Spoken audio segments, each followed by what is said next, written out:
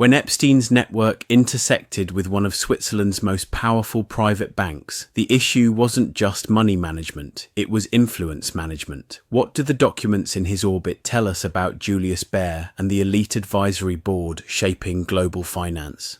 Among the largest attachments in the leaked inboxes tied to Ehud Barak and Epstein's circle were confidential background materials for the Julius Baer International Advisory Board. Julius Baer is no ordinary bank. For generations, it has been the custodian of fortunes belonging to political leaders, billionaires, and families whose names carry global weight. The documents circulating across Barak's inbox were not glossy marketing pamphlets. They were internal briefing packets labelled as background materials and updates meant to prepare board members for discussions on strategy and influence. The briefings are striking. They contain profiles of proposed or existing advisory board members.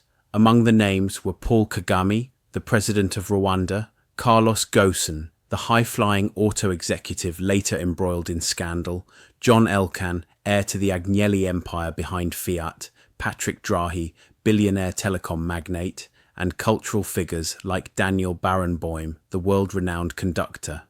In one update, Magnus Carlsen, the reigning world chess champion, is even listed. Taken together, the documents read like a who's who of global influence, carefully selected individuals blending finance, politics, culture, and media. Epstein-linked inboxes had access to these materials, showing that Barak, and by extension, Epstein's orbit, were privy to elite-level curation inside a Swiss bank trusted with billions.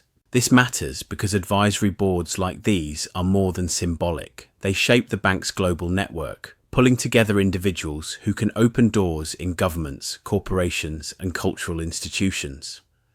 Epstein's proximity to these documents gave him visibility into who was being groomed for influence, and perhaps a way to insert himself into those circles.